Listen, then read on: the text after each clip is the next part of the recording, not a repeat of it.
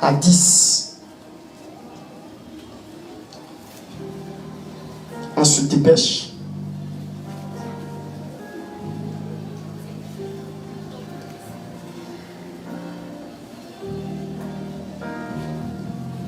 Ah oui.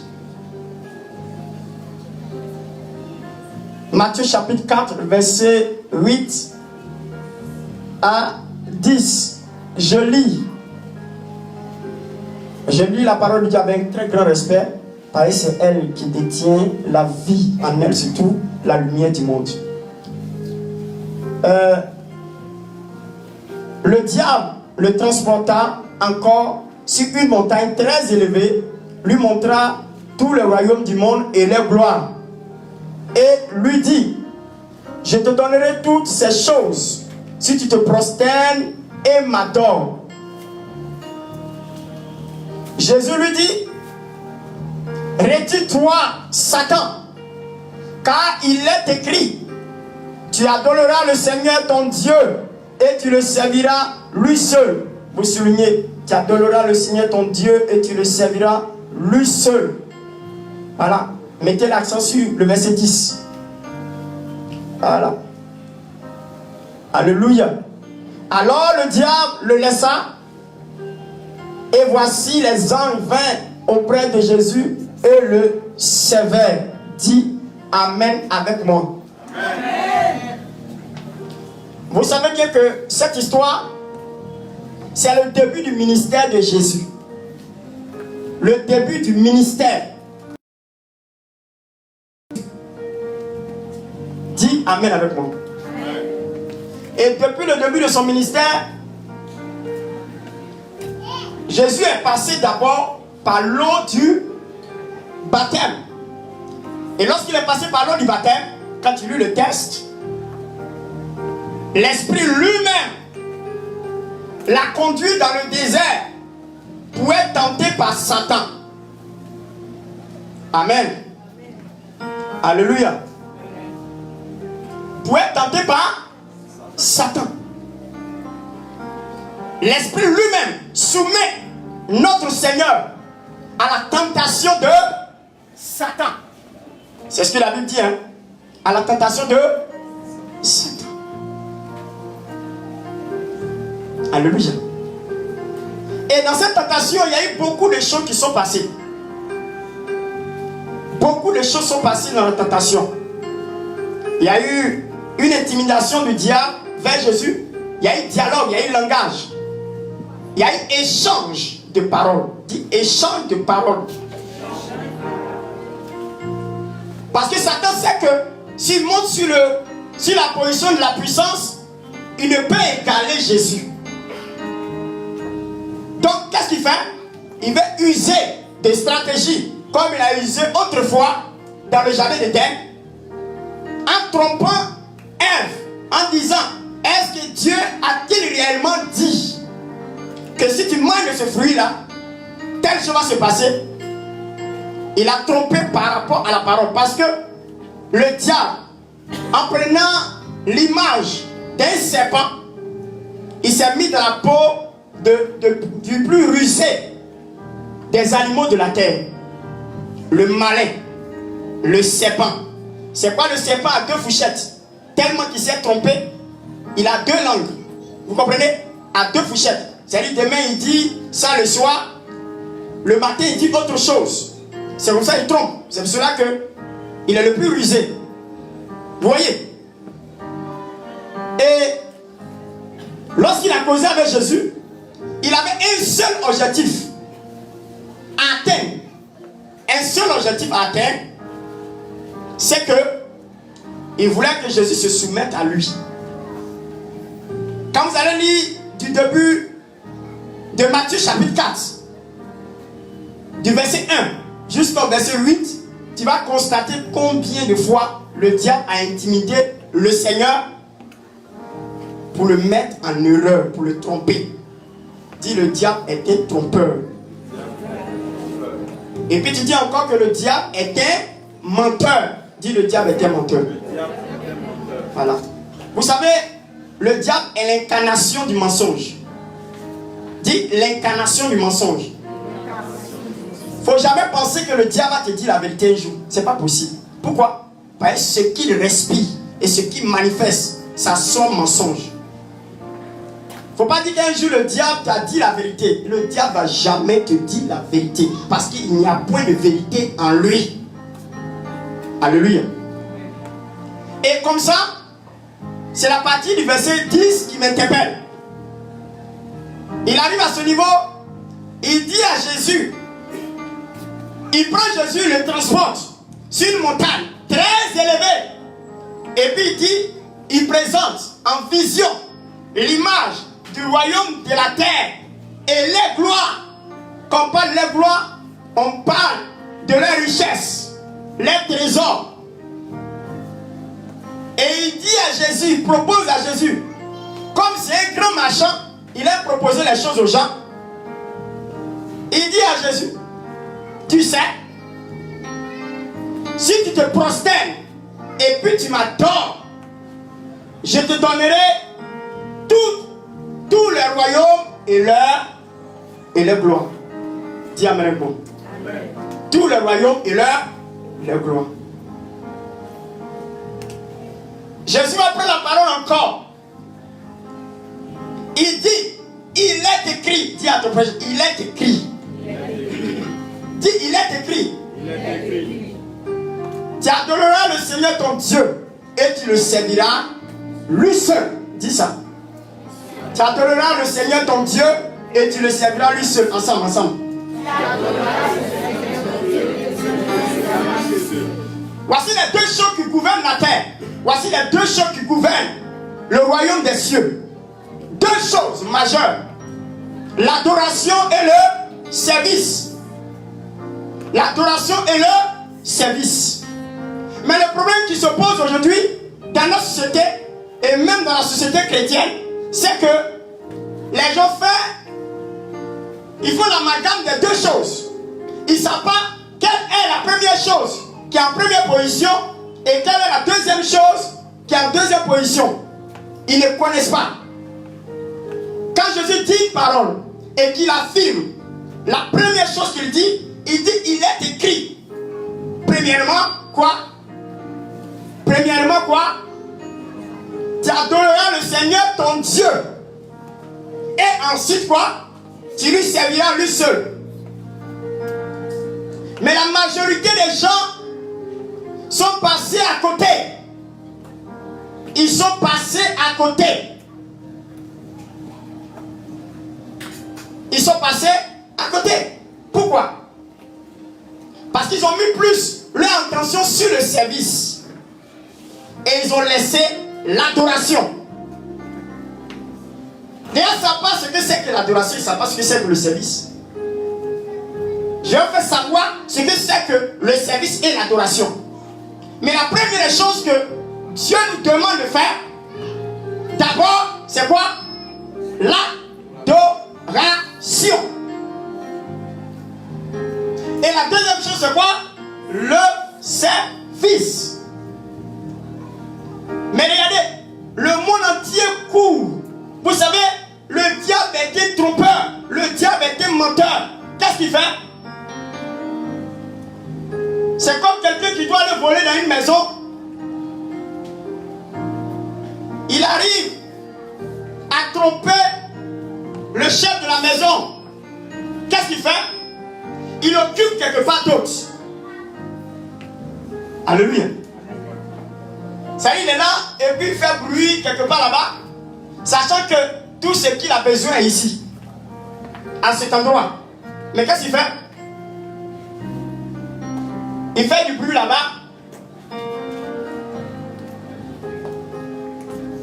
Et lorsque le chef de la maison va et il regarde là où se trouve le bruit, parce que c'est là où il y a le bruit que le chef de la maison va aller, n'est-ce pas?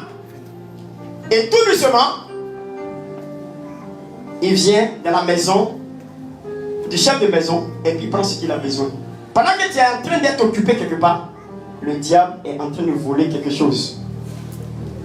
Le diable nous amène, écoute-moi bien, il nous amène à nous préoccuper. Dis préoccuper. Dis préoccuper sur le service. il veut qu'on serve Dieu bien. Il n'y a pas de problème à ça. Amen. Le diable veut qu'on serve Dieu bien. C'est pas il pose la question à Jésus. Il ne dit pas, Jésus, moi je veux que tu me serves. Non. Le diable n'a pas besoin du service du Seigneur. La seule chose qu'il a besoin, c'est quoi? Son adoration. Il dit à Jésus, si tu te prosternes et tu m'adores. Alléluia. Si tu te prosternes et tu m'adores. Il dit même pas, viens me servir. Le diable s'en fout de ton service. Servir Dieu, c'est une bonne chose. Mais adorer Dieu, c'est une autre chose. Amen. Amen. Regardez-moi. Depuis que vous êtes dans l'église, combien de temps on donne à une adoration? Ce que je suis en train de faire actuellement, je suis en train de servir Dieu. Le fait de vous prêcher, je sers Dieu. Alléluia. Parce que le service est engagé entre les individus. Or, l'adoration est engagée entre Dieu et puis l'individu. Le service n'a pas d'intimité, mais l'adoration a une intimité. Pourquoi? Parce que celui qui adore, il ne regarde pas son prochain qui est à côté de lui. Ou bien, est-ce que tu prends le temps de regarder celui qui est à côté de toi quand tu es en train d'adorer? Dites-moi, tu es en contact avec qui? Avec Dieu directement. Mais quand il sert, je peux venir vers M. Kassi, je peux venir vers quelqu'un ici. Parce que je suis au service. Alléluia. Satan s'en fout de ça. C'est pas autant pour ça que tu ne dois pas servir. Le service a une importance aussi. C'est pourquoi il a dit, tu serviras le Seigneur ton Dieu. Tu adoreras le Seigneur ton Dieu et tu le serviras lui seul. Dis amen. Amen. Ce qu'il me fait savoir, c'est que dans cette histoire, l'homme est né pour adorer. L'homme est né pour adorer. Hein? L'homme est né pour adorer. J'ai fait mes recherches. Et les recherches que j'ai faites, c'est que je me suis rendu compte que dans le corps humain, d'un être humain, parce que chaque cerveau, chaque endroit du cerveau a un nom. N'est-ce pas? N'est-ce pas? Tout le corps, toutes les parties du corps ont un nom. Même dans le cerveau, toutes les parties ont un nom. Mais il y a une partie que les gens n'ont pas trouvé de nom. Dis amen. Je ne sais pas pourquoi. Partie du cerveau à l'intérieur. Dis amen. Ils n'ont pas trouvé de nom. Ils n'ont pas trouvé. Tu sais ce qu'ils ont écrit là-bas? Les scientifiques ont écrit adoration. Je me suis interpellé, je me suis posé la question, pourquoi on peut écrire adoration et puis on ne peut pas écrire un autre nom? Ça me touche. Et avec mes analyses, je me suis rendu compte que on est né pour adorer. Si dans un cerveau d'un être humain, il y a une partie qui s'appelle adoration, ça veut dire qu'on est dans l'obligation d'offrir à l'Éternel notre adoration. Dis à ton prochain, tu es né pour adorer. Tu n'as rien d'autre à faire que pour adorer. Alléluia. Je t'explique. Tu es né pour adorer pour une seule chose. Écoute-moi bien. Je vous ai dit que dans le cerveau, il y a une partie pour adorer. Maintenant, je vous pose la question. Si tu n'adores pas, il n'y a pas une personne sur la tête des humains qui peut rester sans adorer. Or, il y a un fonctionnement dans ton cerveau qu'on appelle adoration. Les païens qui ne viennent pas vers le Seigneur, les païens qui ne se donnent pas à Jésus, ce n'est pas de leur faute. Hein. Nos parents, autrefois, quand l'évangile n'était pas encore arrivé vers eux, ils ne peuvent pas s'empêcher d'adorer une montagne. Ce n'est pas de leur faute. Il y a un besoin dans le cerveau qui donne la possibilité de faire une adoration. Ils sont obligés d'adorer les montagnes, les rivières, même les animaux. Dis à ton prochain, ce n'est pas de leur faute. Dis, ce n'est pas de leur faute.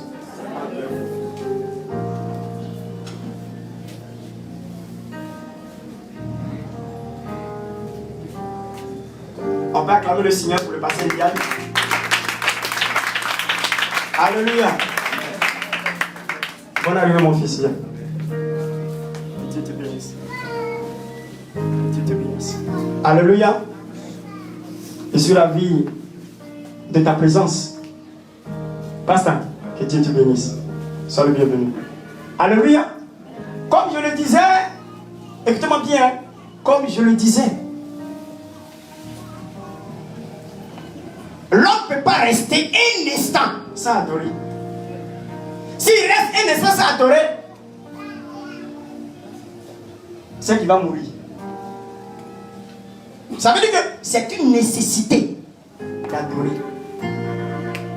Donc les païens qui sont là-bas, nos parents n'ont pas pu s'empêcher d'adorer. C'est une nécessité, c'est comme ça, et là ça te gratte, ça te démange. Tu es obligé de faire ça. C'est pour cela que j'ai dit adorateur du diable parce que si tu n'adores pas Dieu, tu adores qui? Il y a deux camps. Dis, il y a deux camps. Si tu n'adores pas Dieu, là, tu adores qui? Hein? Tu adores le diable. Alléluia. Je vous assure que dans le milieu chrétien, il y a des gens qui servent Dieu et puis ils adorent Satan. Des serviteurs de Dieu, ils adorent bien, c'est-à-dire ils servent bien Dieu et puis ils adorent Satan. Pourquoi?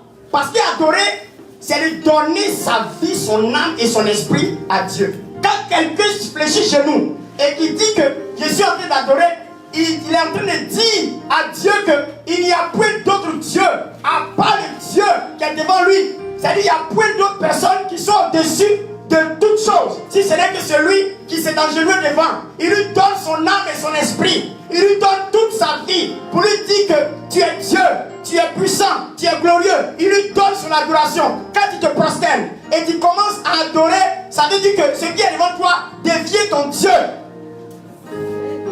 Tu peux servir n'importe quoi. Ce n'est pas forcément qu'il soit ton Dieu. Mais le jour que tu vas fléchir chez nous et tu vas te soumettre à ça, tu as fait déclarer que il devient ton Dieu. C'est quoi l'adoration est réservée à Dieu seul. Dieu seul. Dieu seul. C'est pour cela que le diable, sachant qu'il a quitté le trône de Dieu, pour une seule raison, pour qu'il soit Dieu. La Bible déclare qu'il s'est mis au-dessus du Très-Haut, montrant que lui, il est Dieu. C'est pas Dieu l'a précipité. Et dans son esprit, il veut s'établir comme Dieu sur la terre des hommes. Donc il attend de tous ceux qui sont ses adeptes une adoration. Le diable aime l'adoration. C'est pour cela que vous avez remarqué sur la terre, quand tu vas chez un marabout, tu vas chez un féticheur, ils vont te dire de faire des sacrifices, te soumettre à leur fétiche. Une manière de montrer l'adoration. Même quand tu dois venir, tu dois t'incliner, tu dois t'agenouiller pour offrir au fétiche l'adoration. C'est comme tu étais en train de te soumettre à lui pour dire désormais il est ton Dieu. Alléluia. Vous voyez? Mais regardez bien, le diable a trompé beaucoup de personnes. Les serviteurs de Dieu, les chrétiens du monde entier, il les a trompés en portant leur regard sur le service. Beaucoup servent Dieu, mais beaucoup n'adorent pas Dieu. C'est pour ça qu'il dit que quelqu'un peut servir Dieu et puis adorer Satan. Pourquoi? Parce qu'on ne peut pas rester sans adorer. Voilà le problème. On ne peut pas rester sans adorer. Tu vas voir, beaucoup sont des grands serviteurs de Dieu. Des personnes qui sont remplies de puissance, d'autorité. Ils font des miracles, ils font beaucoup de choses. Par la puissance de Dieu, hein. Malgré tout ça, ils adorent Satan. C'est pas nouveau, hein. On va rentrer dans les choses, vous allez comprendre. Ils adorent Satan. Des bons serviteurs de Dieu. Mais tu vas regarder, ils adorent Satan. Pourquoi? Parce qu'ils ne donnent pas leur adoration à Dieu, ils donnent l'adoration au diable. Je parle bien des serviteurs de Dieu. Hein. Je ne dis pas qu'ils sont utilisés. Il faut pratiquer marche. Les sous entendent, les aveugles voient. Beaucoup de choses, mais ils adorent Satan. On va rentrer dans les versets, on va comprendre. Alléluia. Alléluia. Voilà, on va comprendre. Selon vous, je vais parler d'abord du service. Le service est la deuxième chose que Dieu nous recommande. Le service est la deuxième chose que Dieu nous recommande. Quand les anges quittent au ciel pour descendre sur la terre, ils viennent pour nous servir. C'est pour cela que quand il lit dans Hébreux chapitre 1, à partir du verset 6, il dit quoi? Il dit, il fait, verset 7, il dit, il fait de ses anges des vents et de ses serviteurs des flammes de feu. Amen. C'est pour cela que dans l'Apocalypse, lorsque Jean a vu toute l'Apocalypse, il était tellement ébloui qu'il était obligé de fléchir genoux et de rendre gloire à Dieu. Quand il a vu l'apparition de l'ange, il a voulu l'adorer. Il voulait s'abaisser. Il dit non, je suis un serviteur comme toi. Il ne faut pas faire ça. Pourquoi? Parce que l'adoration est réservée à Dieu seul. Tellement qu'il a vu des choses extraordinaires, il a voulu même adorer l'ange.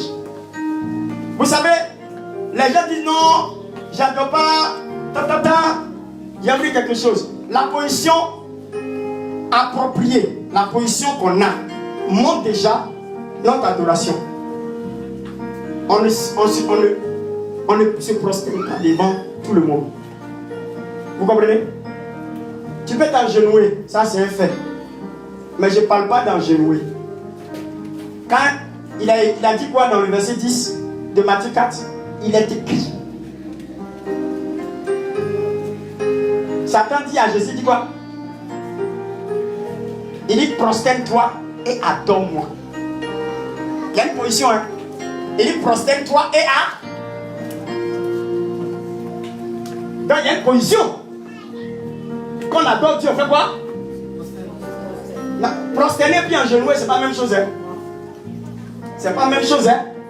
Ne confondez pas prosterner et puis engenouer. Prosterner, c'est face contre terre. Engenouer, c'est mettre les genoux sur le sol. Je suis engenoué. Mais je ne suis pas prosterné. Je suis prosterné. Pourquoi? Parce que Ésaïe chapitre 6 dit, il a vu le Seigneur assis sur son trône.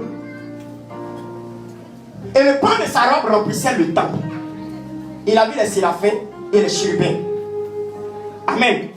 Et quand il les a vus, il a vu quoi? Il a vu les séraphins. Ils avaient chacun 6 ailes. 2 ailes qui leur permettaient de s'envoler. Et 2 ailes qui leur permettaient de fermer. Amen. Le face. Et puis 2 ailes qui leur couvraient le pied. Pourquoi? Et il disait, Saint, Saint est ton nom Seigneur, et toute la terre remplie de ta gloire. Pourquoi? Parce que quand tu veux adorer Dieu, celui qui est devant toi est tellement majestueux, il est tellement glorieux, il est tellement magnifique, tu ne peux pas voir son visage. Alléluia. Il est trop glorieux pour qu'on voie son visage. Frère, il est trop glorieux. C'est pour cela que les uns eux-mêmes, ils sont obligés de fermer le visage avec les ailes pour dire, Saint, Saint est l'Éternel, le Dieu Tout-Puissant. Toute la terre est remplie de ta gloire. Alléluia. Ça, c'est l'adoration. Il y a une position. Satan même sait ça. Parce qu'il a été dedans. Il a donné adoration à Dieu. Il a donné adoration à Dieu. Il a donné adoration à notre Dieu. Donc il connaît l'adoration. C'est quoi il demande à Jésus? Donne-moi ça. Si Jésus l'avait donné ça, c'est fini. C'est comme Jésus disait, tu es désormais Dieu de la terre et du ciel. C'est comme il régnait sa personnalité. Parce que Jésus lui-même, il est Dieu. Jésus lui-même est Dieu. Quand il lit dans Hébreux chapitre 1, à partir du verset 5, verset 4 et 5, la Bible dit que quand il a introduit le premier-né sur la terre, le premier-né sur la terre, il a dit que tous les anges l'adorent. Or, tout à l'heure, vous avez dit quoi? Il vous a dit quoi? L'adoration est réservée à qui? Comment les anges peuvent adorer un petit enfant? Dites-moi. Il y a un problème, non? À partir de là où Dieu lui-même dit aux anges d'adorer Jésus, ça veut dire que aussitôt il affirmait que c'est lui qui est Dieu. C'est lui qui est Dieu. Pourquoi? Parce que l'adoration est réservée à Dieu seul. Alléluia. Alléluia. Écoutez-moi bien. Le service, c'est quoi? La deuxième chose que Dieu recommande. Dis amen avec moi.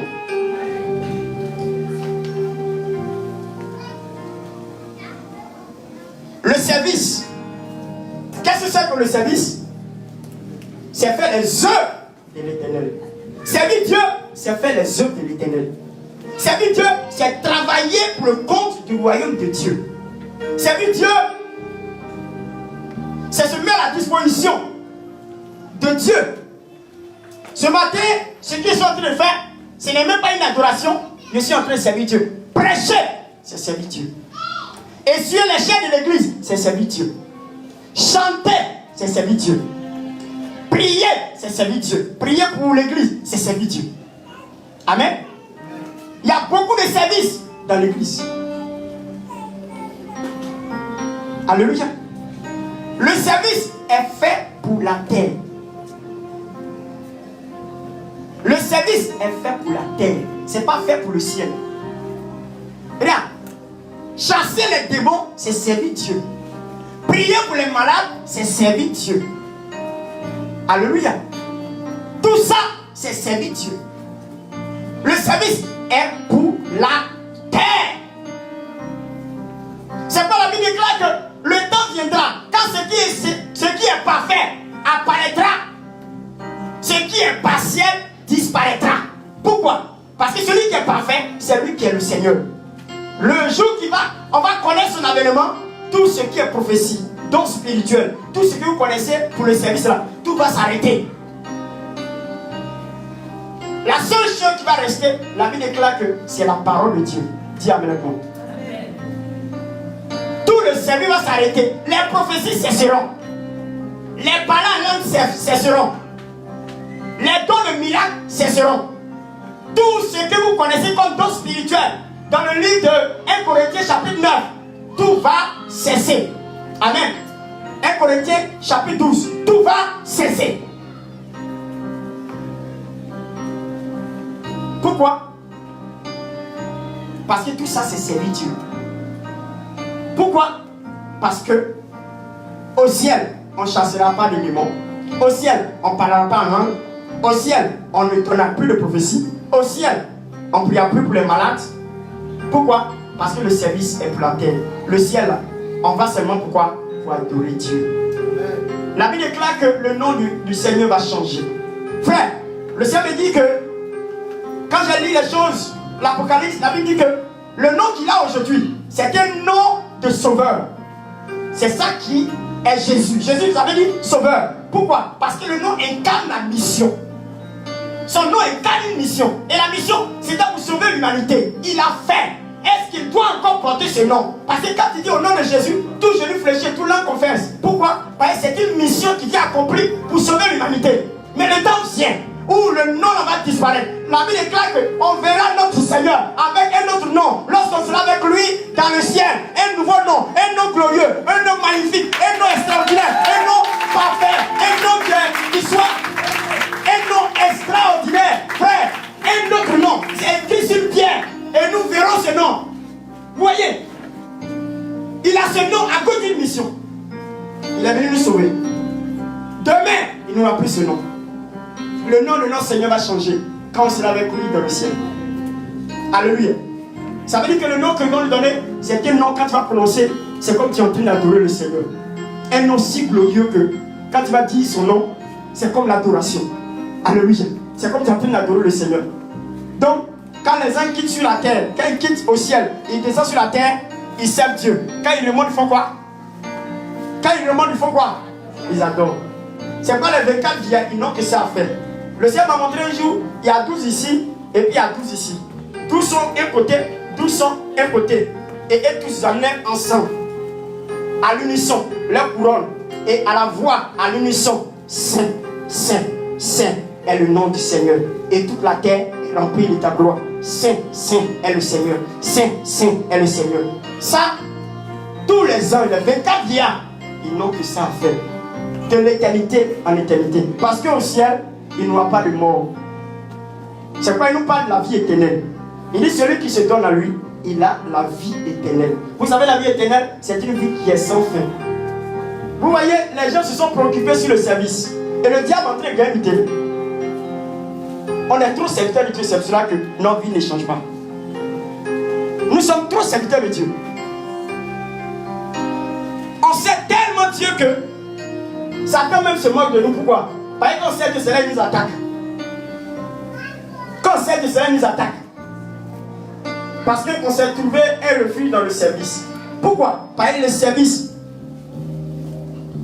Dis le service est pour un prix. Le service est pour un prix. On sert pour un prix. C'est quoi Matthieu chapitre 10? Le verset dit quoi? L'ouvrier mérite son salaire. Amen. Il dit quoi? L'ouvrier mérite son. C'est quoi les gens? Je comprends pourquoi les gens sont dans ce service là. Pourquoi? Appelez. Dis-moi, celui qui sert là, il n'a pas droit à ça. Ouais, les serviteurs de Dieu, ils sont bien, ils servent Dieu, on leur donne voiture, maison, ils sont contents, mais ils sont en train d'être trompés. Parce qu'ils vont prendre leur temps pour se préoccuper du service. Pourquoi? Parce qu'ils s'enrichissent. Le service enrichit les gens. Quand tu sers Dieu, Dieu te bénit financièrement, c'est pas de l'amusement. Des gens te font des dons, des voitures et tout. Mais il faut faire très attention. Parce que le service va t'amener à oublier l'adoration. Et pendant que tu es en train de servir, quand tu ne te rends pas compte de l'adoration, Satan est en train de voler l'adoration parce que pendant que tu le sers, tu es en train d'adorer Satan. Je connais des exemples dans la Bible, des gens adoraient Satan. Oh, ils ont été des vrais serviteurs de Dieu.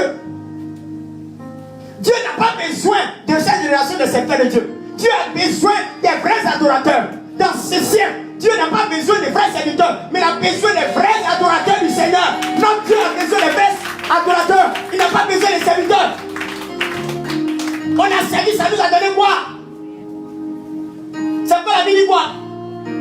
Dans le livre d'Éphésiens, chapitre 2, le verset 9, il dit quoi? Il dit c'est par grâce que nous sommes sauvés. Au moyen de notre foi, que personne ne se glorifie, que c'est par ses œuvres. Le service, c'est faire l'œuvre de Dieu. Aucun service, ton titre de serviteur de Dieu ne pourra jamais te sauver. Ton titre de serviteur de Dieu ne pourra jamais te permettre de partir au paradis. C'est pas parce que tu as prié pour un malade, il est guéri. C'est pas parce que tu as ressuscité mort que tu vas avoir le salut. Non, le service n'amène pas quelqu'un au salut. C'est l'adoration qui conduit les gens au salut. C'est l'adoration qui conduit les gens au salut. C'est l'adoration. Jésus était un vrai adorateur. C'est pas un vrai serviteur. Un vrai adorateur. Il se retirait par moment. Quand les démons sont là, il dit laissez-moi ici. Je vais aller quelque part et puis je vais adorer mon Dieu. Quand tu vois les gens en train de se retirer pour aller, c'est pour aller charger puissance. Pour venir servir. Quand il dit me retire pour un mois de jeûne, c'est pour aller remplir d'onction. Voilà. Onction pour faire lever les paralytiques. Est-ce qu'un jour tu t'es retiré un mois pour aller adorer seulement le Seigneur? On est trop fan du service. Tous les gens que tu vas voir, serviteurs de Dieu, et tous, ils se rassemblent pour aller chercher puissance. Jeûne et prière. Ils ne cherchent pas pour aller adorer Dieu.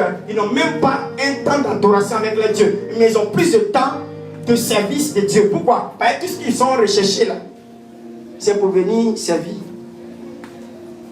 Oh, au ciel là, il n'y a pas de service là-bas. Apprentissage qu'on doit faire sur la terre, la mise, c'est quoi? C'est l'adoration. On va adorer seulement Dieu. Maintenant, c'est quand on va apprendre? Dis-moi. C'est quand on va apprendre ça? Dis-moi. C'est quand on va partir là-bas, on va apprendre. C'est quand on va partir là-bas, on va apprendre. C'est maintenant ici.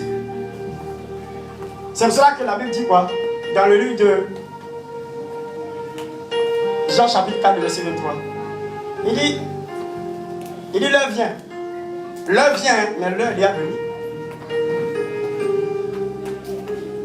On va voir ça après. Donc pour ceux qui notent, le service a droit à un prix. Le service a droit à un prix. Ceux qui sont serviteurs de Dieu, la plupart de ceux qui sont serviteurs de Dieu, qui ne sont pas les adorateurs, je vais vous expliquer. Tous ceux qui servent Dieu véritablement, qui ne sont pas les vrais adorateurs, qui ne sont pas adorateurs, vous allez remarquer que ils deviennent tous orgueilleux. Tu écris là-bas, le service rend orgueilleux. Le service rend orgueilleux. Dis-moi, quand quelqu'un commence à être un peu important, parce qu'il a prié par la tique et s'est levé, il a marché, qu'est-ce qu'il fait? Il commence à soulever ses épaules. N'est-ce pas? Il veut montrer qu'il est, c'est lui. Jusqu'à même maintenant, on fait audience pour l'avoir.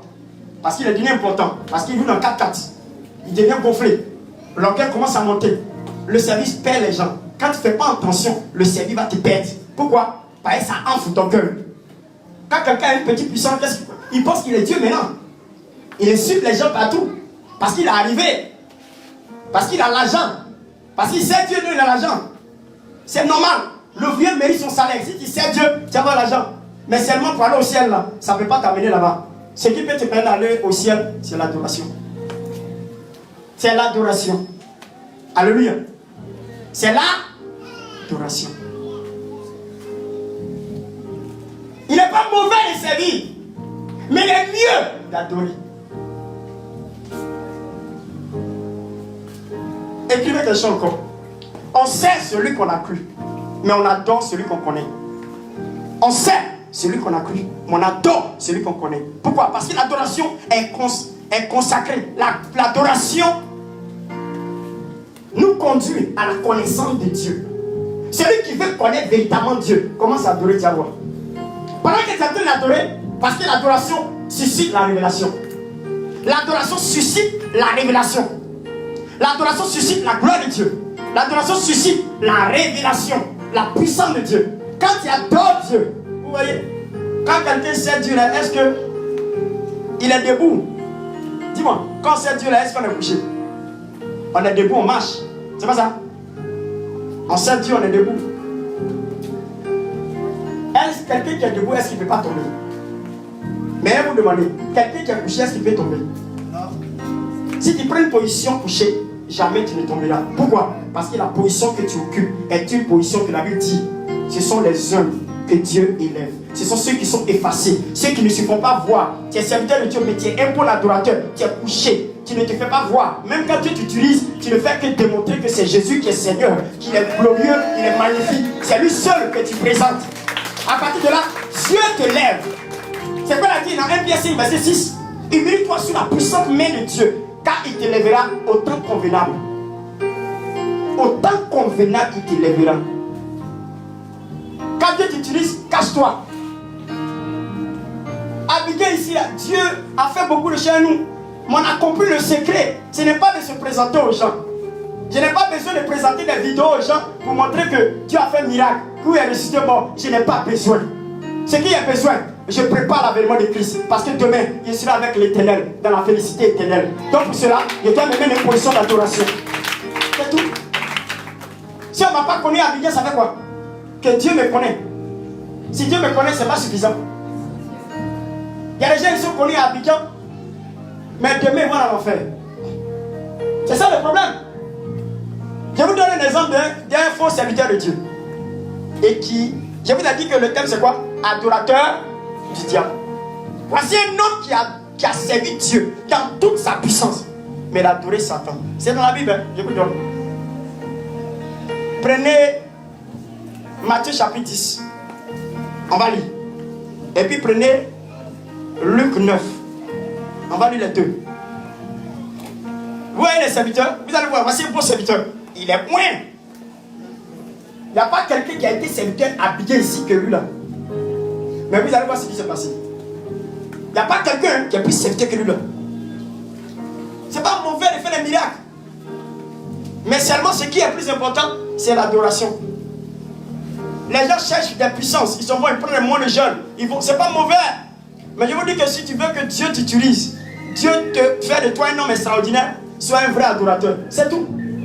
Tu es dans l'adoration seulement, tu vas voir. Il y a des gens qui sont en train de médicaments pour venir avoir révélation, pour donner révélation aux gens. Le secret là, il vous dit, le secret là, c'est de rentrer dans l'adoration. Dis-moi, quand tu rentres dans l'adoration, Dieu ouvre son mystère de sa gloire. Et il va te permettre de sonder les profondeurs des hommes. Pourquoi? Parce que la Bible déclare que c'est lui qui sonde les cœurs et les reins. Maintenant, si lui, il te donne la possibilité de rentrer dans son intimité, il ne sait pas qu'est-ce qui est sur la terre et que tu ne peux pas voir. C'est l'adoration. Mais ils sont obligés d'aller chercher les médicaments. Or, le secret, c'est l'adoration. Quelqu'un qui adore constamment le Seigneur, il est enfermé dans sa maison, il adore Dieu. Regardez bien, voici un vrai adorateur que j'ai apprécié, Étienne. Pendant qu'on le lapide, lui, il voit Dieu. Les gens sont étonnés. On le lapide et puis il dit, oh, je vois le Seigneur sur son trône. Vous savez ce qu'ils sont en train de faire là, ça ne fait rien. Étienne, on le lapide pour le tuer. Mais lui, il est en train d'adorer Dieu. Il fléchit genoux. Il est prosterné, puis il adore Dieu. Les gens sont étonnés. Vous voyez, quand tu es dans l'adoration, même si on t'insulte, on parle mal de toi, ça ne te dit rien. Un vrai adorateur ne s'occupe pas de ce qui se passe autour de lui. Il est en contact permanent avec son Dieu. Ça ne lui dit rien. C'est comme tu es en train de faire ta page. Lui, il est constamment dans l'adoration avec son Dieu. Pourquoi? Parce qu'il se passe des choses extraordinaires dans l'adoration. Alléluia. On peut lire s'il vous plaît Matthieu chapitre 10. Il dit quoi? Allons-y vite, allons-y vite. Le temps s'en va. Il est quelle heure? Presque 11 heures. Il est presque 11 heures, non?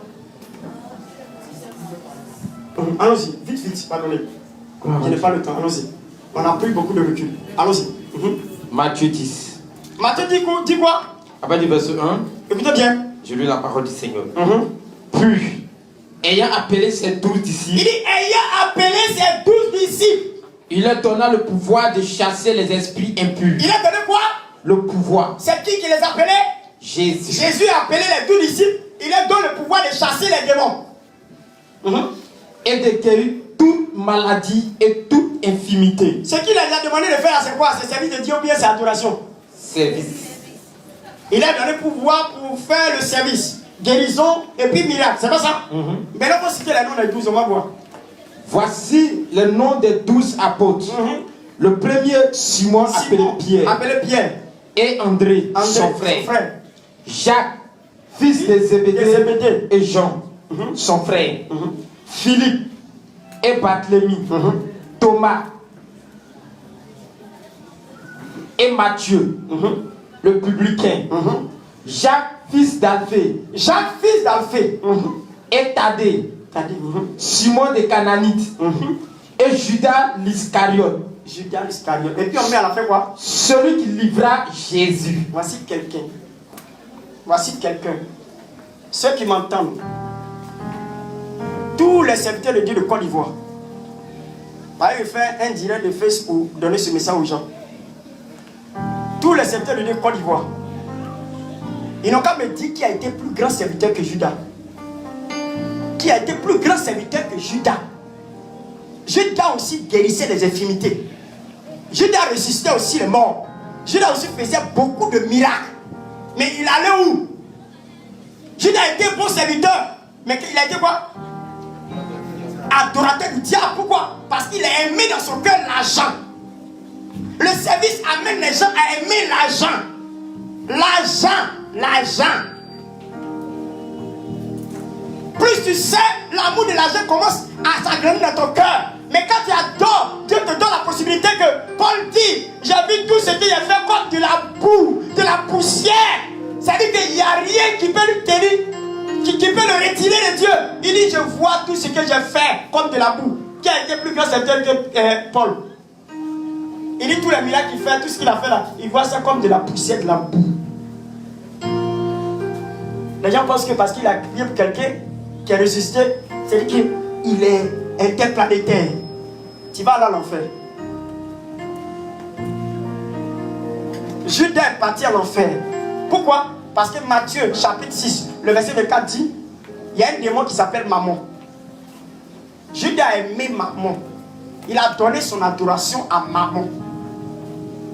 Amen. le Dieu de l'amour de l'argent. Le Dieu de l'amour de l'argent. C'est là-bas Judas, lui, il est parti donner son adoration. Pendant qu'il servait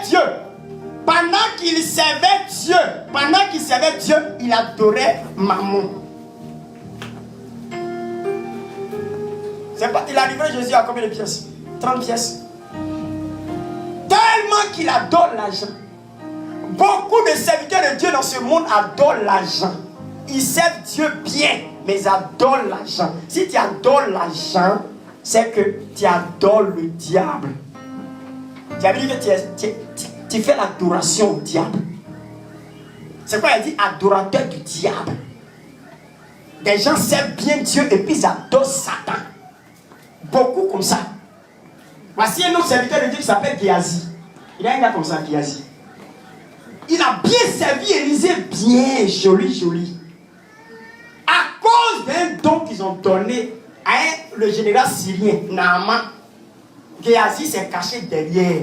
Tellement qu'il sert bien Dieu, l'amour aussi a commencé. L'amour de l'argent a commencé dans son cœur.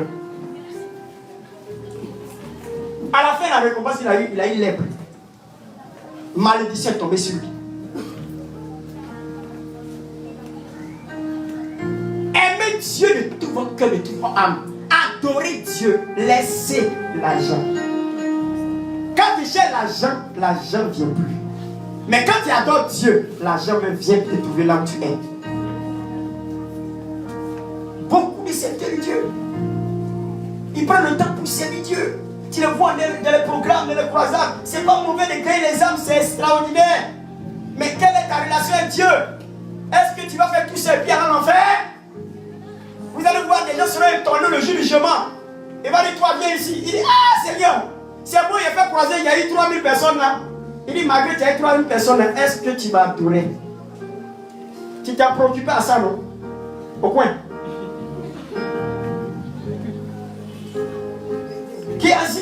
Géasi, il a bien servi Dieu au travers d'Élysée. Mais au dernier moment, qu'est-ce qu'il a fait? Il est parti derrière son patron pour aller prendre les dons du général syrien. Il dit, comme tu as fait ça, la lèvre va s'attacher à toi. Ce qui est quitté sur Naaman, ça a tombé sur toi. Géasi a dit les preuves. Le service ne peut pas sauver quelqu'un. Mes amis, le service ne peut pas sauver quelqu'un. Quand il sert là, c'est pour un prix. Celui qui donne, est-ce qu'il ne reçoit pas? Celui qui fait du bien à quelqu'un, est-ce qu'il n'y a pas un retour? On doit l'adoration à notre Dieu. Dis-moi, quand tu sers là, c'est pour quelqu'un. Quand quelqu'un sert Dieu là, c'est pour quelqu'un. C'est pour toi-même. Si dessus tu as prié pour quelqu'un, il est guéri. Il fait te donner 10 millions, c'est pour Dieu.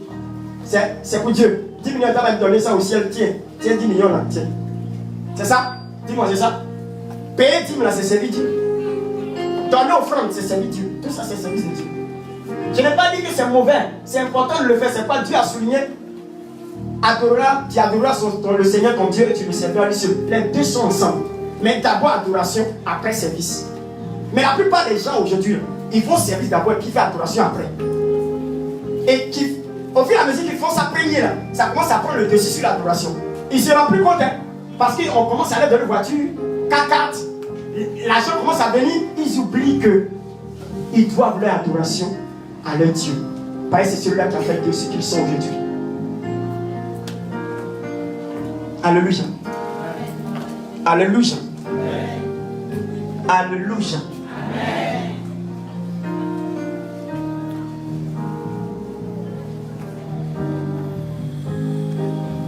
Voici un homme riche, un jeune homme riche dans le livre de Matthieu chapitre 19 verset 16. Un homme riche, tellement qu'il a l'argent, un jeune homme riche. Il croit à Jésus, il lui demande, qu'est-ce que tu as fait de bon pour avoir la vie éternelle? Jésus va lui donner tout, il dit, voilà, honore ton père et ta mère, les 10 commandements il a cité. Le jeune frère dit, oh Seigneur, ça la maman il a fait même, où est boire sur la faute me dit. Il dit, qu'est-ce qui me reste encore? Le mot encore là, ça veut dire qu'il a tout fini, tout ce qui est là. 10 commandements, il bloque ça. Jésus va lui dire, si tu veux être parfait maintenant, vous voyez, Jésus lui dit, si tu veux avoir la vie, il n'a pas eu la vie éternelle. Il dit, si tu veux avoir la vie, Voilà ce qu'il faut faire. Honore ton père et ta mère. Et il a cité tous les 10 commandements. Il lui demande qu'est-ce qu'il me reste encore. Il dit, si tu veux être parfait, frère, pour être parfait, c'est ce qu'il a dit au gars, au jeune homme là. Jésus lui a dit, voiture que tu as là, maison que tu as là, cantine d'épargne que tu as là, bijoux que tu as là, ce que tu aimes plus dans ta maison, autour de toi, prends ça, donne ça aux pauvres. Jésus a mis un combat dans la vie du jeune pour dire qu'il doit mettre la différence entre l'amour de l'argent, l'amour de sa richesse et lui son amour. Il lui disait simplement que enlève tout ça de ton cœur et prends-moi et place ça dans ton cœur. La Bible dit que le jeune homme, sachant qu'il avait tellement de bien, il s'en alla tout triste. Il est parti comme ça. Lui qui était zélé au départ, il dit, qu'est-ce qu'il me reste encore? Le voici. Tout triste. Et puis il est parti à la maison. Cela veut dire quoi? Il n'est pas prêt. Il n'est pas prêt. Tu n'as pas dit à quelqu'un de suite. Lui qui a eu l'argent, un serviteur de Dieu, il a eu tout. Le petit lui dit, Jésus va lui dire, mon frère, tout l'argent que tu as eu, et puis voilà, tout ça là, tout ce que tu as fait là, va donner ça 4 peu, puis il faut laisser sans rien. Il peut. Il peut. Ça veut dire que son cœur est attaché à ça. S'il a pu faire, c'est qu'il se détache de ça. Ce qui a mené Judas à l'enfer, parce qu'il était attaché à ça. Notre problème là, parce qu'on sait trop, même dans la société dans laquelle nous sommes, les gens qui travaillent, ils font, par moment donné même, ils finissent par avoir travail là maintenant. Ça fait qu'il ne peut plus être en contact avec Dieu. Je vous assure devant Dieu, écoutez-moi très bien le message qui sont de vous donner. S'il y a quelque chose sur cette terre, même un travail, même si tu es bien payé dedans, que ça commence à prendre la place de Dieu, il faut te débarrasser de ce travail. Parce qu'il n'y a rien sur cette terre qui doit prendre la place de Dieu dans notre vie. Rien.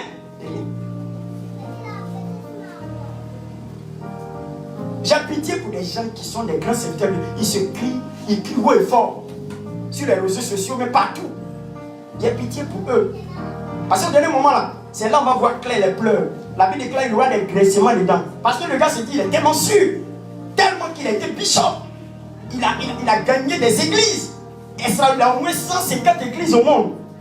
200 églises au monde, il est confiant. Il dit, ah, ça là. Moi, mon paradis est propre. Alors, mon paradis est propre même, il n'y a rien. Frère, tu as été trompé. Parce qu'il a te donné un verset dessus qui va démontrer le contraire. Alléluia. Je vous annonce que Dieu ne cherche pas des vrais serviteurs. Il cherche quoi? Allons-y. Je vous ai dit quoi? L'adoration c'est quoi? Il a dit, on sait celui qu'on a cru, pas qu'on est. On sait celui qu'on a cru. Mais on adore. Celui qui adore, ça veut dire quoi? Il connaît Dieu. Quand tu commences à adorer, c'est que tu connais la personne. C'est pourquoi l'adoration ne donne pas n'importe qui. C'est à celui que tu connais que tu donnes l'adoration. Alléluia. Prenons Jean chapitre 4, verset 23. Allons-y rapidement. Jean chapitre 4, verset, à partir du verset 20 même.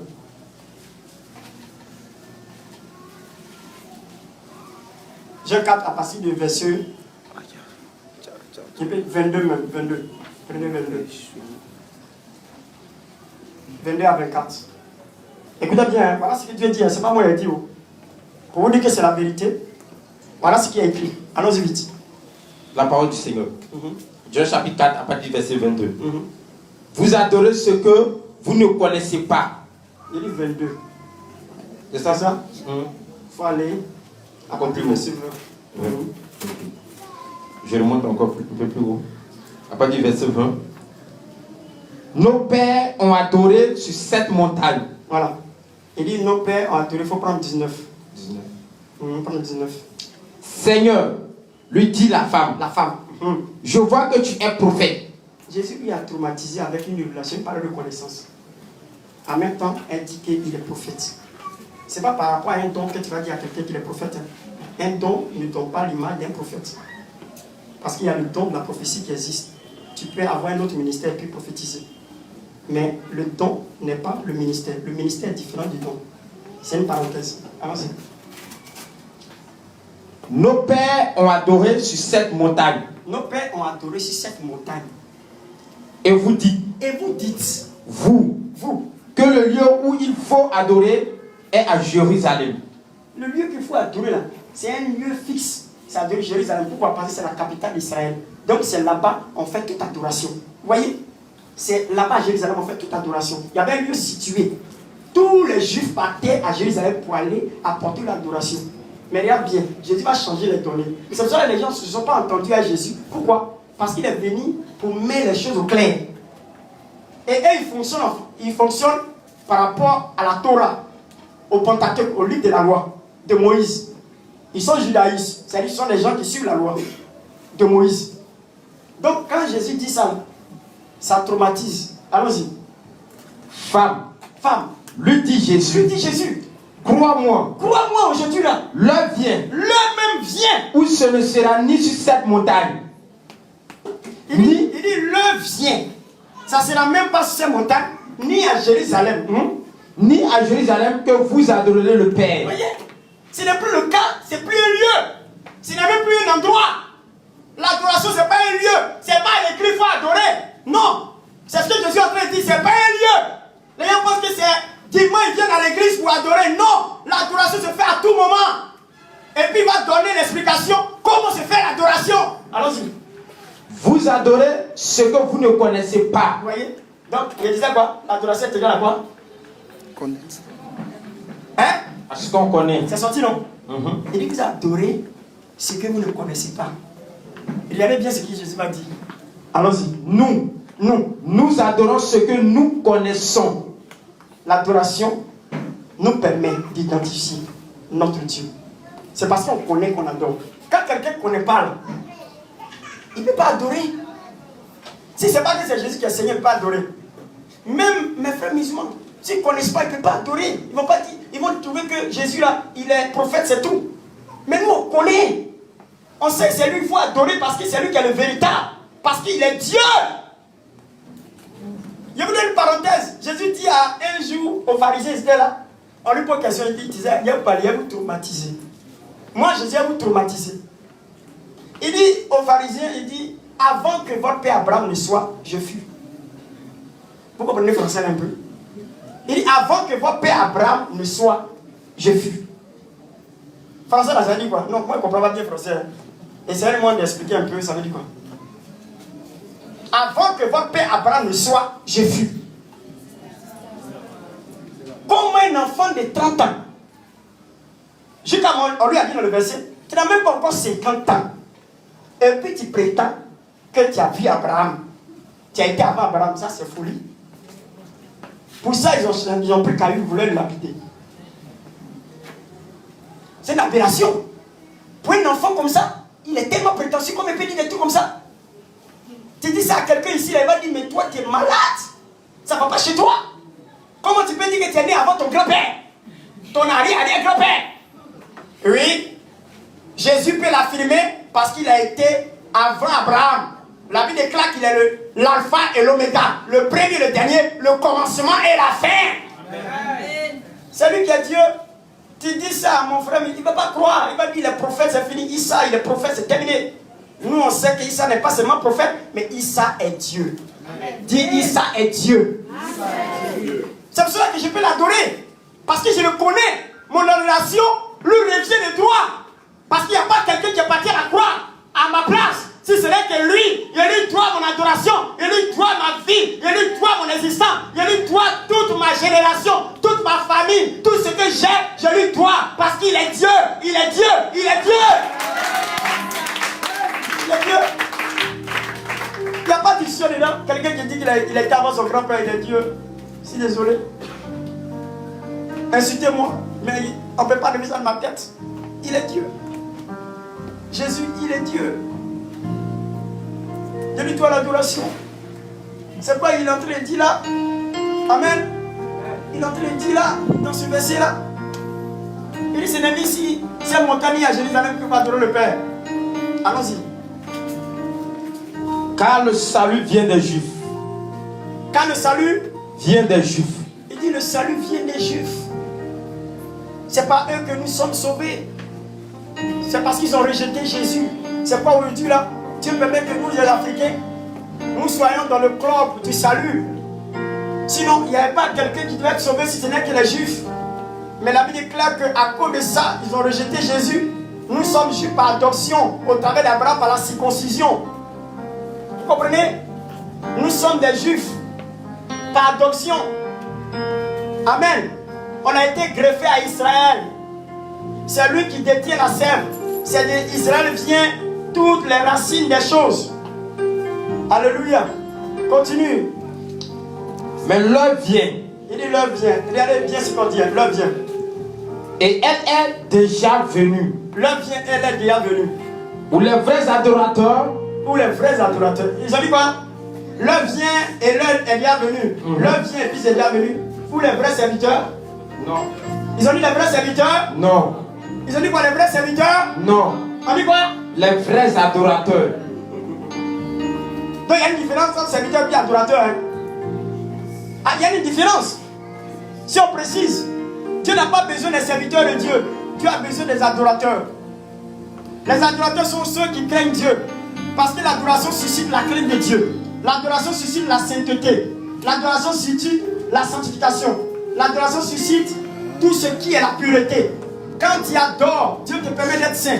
Quand tu adores, Dieu te permet d'être juste. Quand tu adores, Dieu te permet d'être humble. Parce que l'adoration amène l'homme à l'humilité.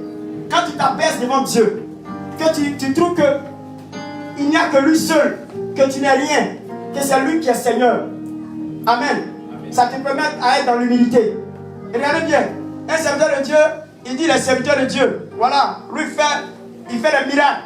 Tu vas voir, quand il parle même à la télévision, il ne parle même pas à la télé, il ne parle même pas de Jésus. Hein. Il dit non, lui, oui, il est point. L'autre, son manager qui vient le manager, il vient, il dit non, il y a un serviteur de Dieu qui est arrivé.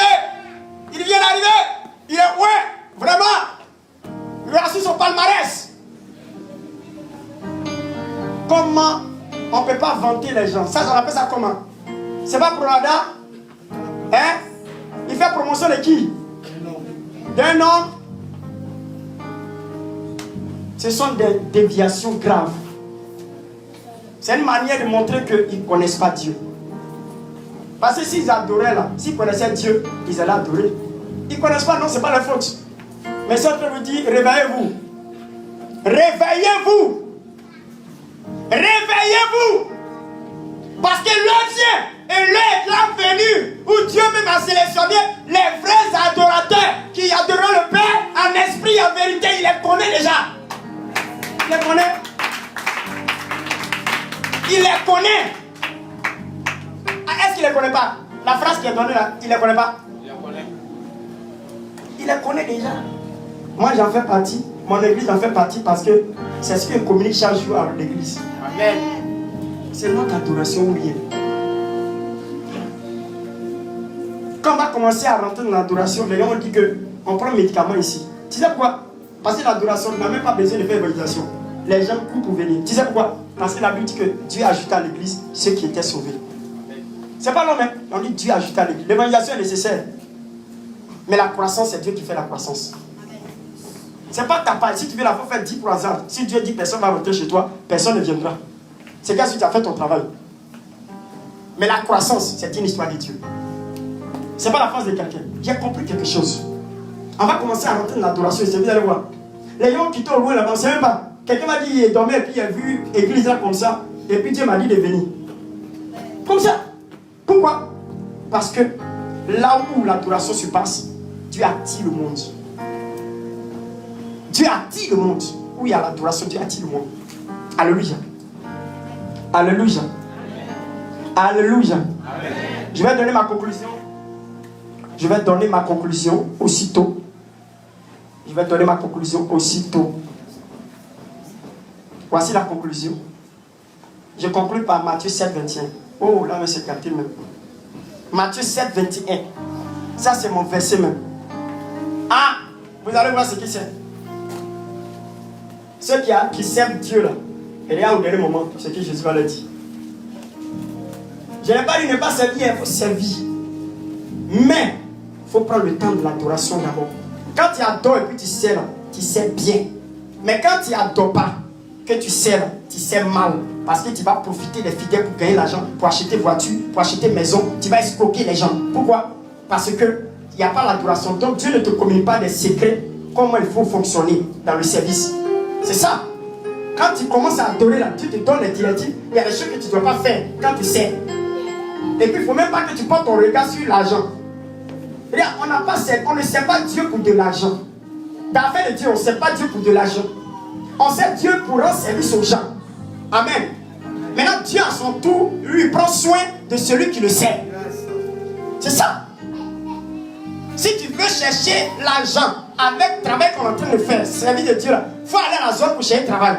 Là, on sait que si tu as soulevé un sac de riz, tu as soulevé un carton, sueur coule sur toi, on sait que c'est pour l'argent que tu coules sueur. Mais ici, là, on ne coule pas sueur pour l'argent. Ici, là, on prend Jésus et puis les gens sont sauvés. C'est ça qui est le plus important. Moi, je coule sueur pour que le nom de Dieu soit glorifié. Point final. Je ne peux pas sueur pour l'argent. Là, l'argent lui appartient, va me donner.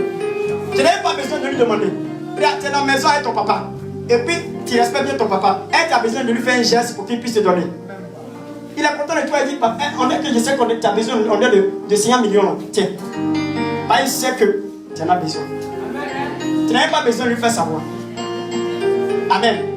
Par moment, il veut que tu arrives à lui faire savoir pour une seule chose. Vous savez pourquoi? Pour une seule chose. C'est pour qu'il sente qu'il est papa. Si tu vois que par moment Dieu fait qu'on doit lui demander là, c'est pour qu'on sache qu'il est papa. Il ne peut pas nous donner tous les jours comme ça. Il faudrait qu'il sente que son fils est en train de lui demander quelque chose quand même. Voilà. C'est ça. Il peut sentir qu'il est son papa. C'est tout.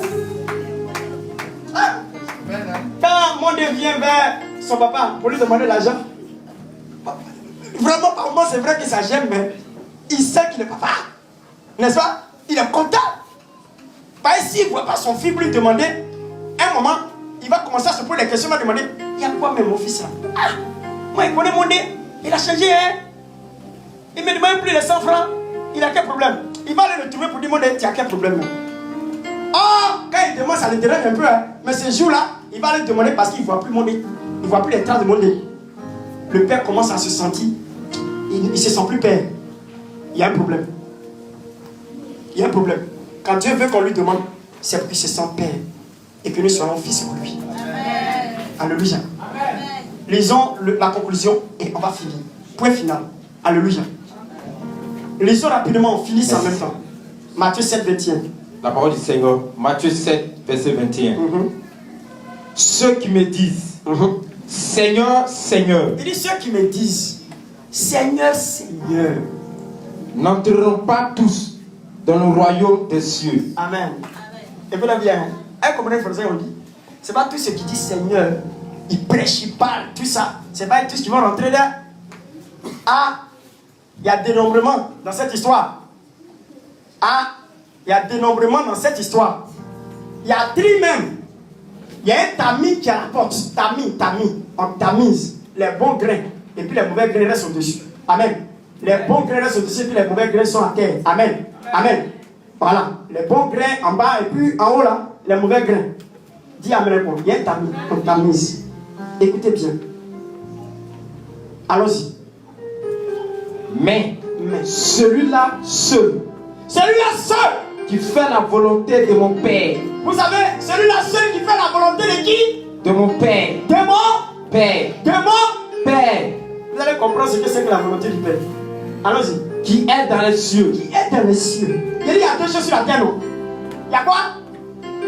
Le service et l'adoration. Et là? Maintenant on dit, ceux qui vont rentrer là sont ceux qui font quoi? La volonté de qui? Du Père. Ils vont me donner les détails, allons-y. Plusieurs me diront en ce jour-là. En ce jour-là. Seigneur, Seigneur. Seigneur, Seigneur. N'avons-nous pas prophétisé par ton nom? Amen. Voilà. Prophétiser, c'est quoi? C'est servir Dieu ou bien c'est adorer Dieu? Servir Dieu. Hein? Servir Dieu. Vous qui prophétisez beaucoup là, voici une parole pour vous. Oui. N'avons-nous pas Allons-y. Prophétie d'abord. Il prophétise. Vous prophétisez beaucoup, c'est bien joli. C'est une parole pour vous. La Bible dit que ce dernier jour-là, il va leur demander, toi-même tu vas dire, n'avons-nous pas prophétisé en ton nom? Il dit oui, c'est vrai. Quoi encore? N'avons-nous pas chassé des démons par ton nom? Les gens ont chassé des démons d'une manière extraordinaire. Il dit oui. Il a fait chasser les démons de certaines personnes. Il a fait. Deuxième, c'est quoi? Chasser les démons, c'est quoi? C'est quoi? Servir. Troisième, non. Allons-y, troisième. Et n'avons-nous pas fait beaucoup de miracles par ton nom? Voilà les gens qui ont fait lever les paralytiques. Les sourds entendus. Les aveugles ont vu. Les paralytiques marchent. Tout ça, ils ont dit à Dieu que j'ai fait ça en ton nom. Il dit oui, c'est vrai. Allons-y, il va dire quoi? Alors, je leur dirai ouvertement. Je ne vous ai jamais connu. Allons-y doucement. Il dit, je ne vous ai jamais connu.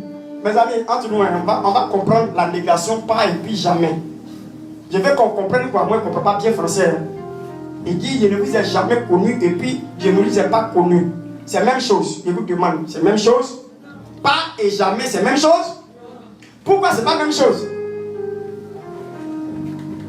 Parce que quand on dit, je ne vous ai pas connu, ça veut dire qu'un jour quand même, il les a vus. Un jour quand même, il a constaté qu'ils sont bien.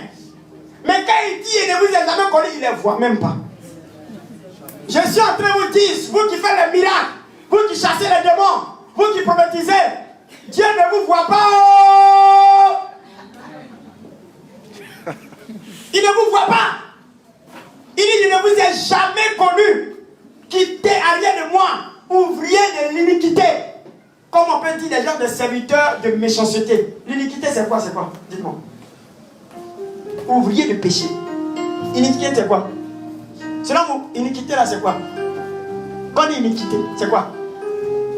Hein? C'est quoi iniquité? Qui peut m'aider? Iniquité c'est quoi? Hein? Oui?